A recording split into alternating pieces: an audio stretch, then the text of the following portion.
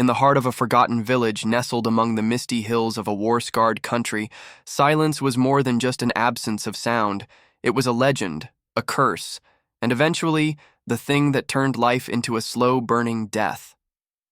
Long ago, before the wars came, before the forest crept closer and the birds stopped singing, there was laughter in the village of Darrenvale, where children ran through the fields chasing fireflies, and elders told stories by crackling fires. Voices raised in joy. But that was before the man with no voice arrived. No one knew his name. His mouth opened, but no sound emerged. His eyes, however, screamed of torment. He came in the autumn of the year of black harvest, when crops rotted in the fields and wolves began circling the outskirts of the village. He was first seen standing motionless by the edge of the woods, cloaked in gray, watching, always watching. And though the villagers initially ignored him, strange things began to happen. The priest's bell no longer rang, not even when struck. Mothers could not hear their babies cry. Lovers whispered but heard no reply. The village slowly fell into quiet. Not the natural quiet of rest or night, but a choking, heavy silence that pressed down on the chest and crawled into the mind like insects. They tried everything: rituals, prayers, fire, exile, but the man stayed, unmoving, eyes hollow, his presence expanding like a black fog. One by one, villagers stopped speaking. Then, they stopped trying. Even their thoughts felt muted, their dreams turned gray, and those who screamed in their minds eventually stopped resisting. Animals fled. The stream that once bubbled with life froze, mid-gurgle, though it remained unfrozen to the touch. A group of youths ventured into the forest to flee the silence but were found days later, their mouths stretched in eternal screams, their throats raw and bloody, but not a sound escaping them. Panic turned to apathy.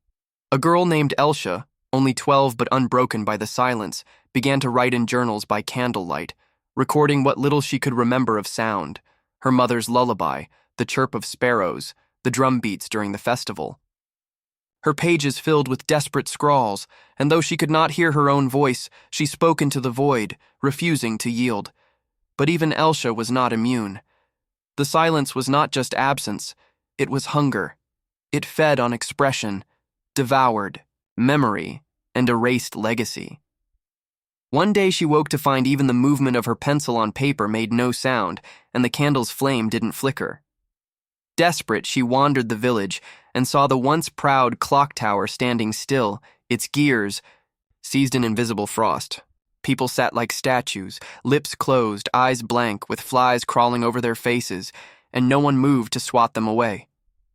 But in the center of the town square, where the man had once stood, there was now a deep pit, black as pitch, wide as a house, whispering something only the soul could hear. Elsha descended, clutching her journal, feeling each step erase her memories. With each rung of the rusted ladder, she forgot a word, a smell, a face. Deeper still, she came to a chamber where the man with no voice waited, no longer cloaked, but naked, pale and smooth like wax. Around him were mirrors, not reflecting her image, but the images of everyone she had ever loved, staring back with mouths open in silent screams. The man turned to her, and this time he spoke, not with sound but with presence, the unbearable truth flooding her mind. The silence was born of pain, a sorrow so deep that it had drowned the world it touched. He had once been a bard, a teller, of tales whose wife and daughter were taken in a war no one remembered, whose voice cried so loudly to the heavens that it broke the realm between sound and soul. The gods had answered by silencing him, and through him, everything he came near. "I wanted only to be heard," he told her, but no one listened. Elsha stood there, the last person left who remembered song, and offered him her journal. He touched it, and it crumbled into dust, but in that moment, something changed. She began to hum, not aloud, but within, deep in her bones. A note, trembling and pure, escaped from her mind and echoed in the chamber. The man recoiled, eyes wide, and screamed, not in pain, but in song. The chamber quaked, the mirrors shattered, and light burst from the pit, reaching the sky like a tower of flame. Elsha awoke in a field of tall grass, wind whistling through, the blades, birds chirping madly, and the distant toll of the priest's bell marking the hour. Darrenvale had returned. People stirred. Voices rose. The silence had lifted, but at a price.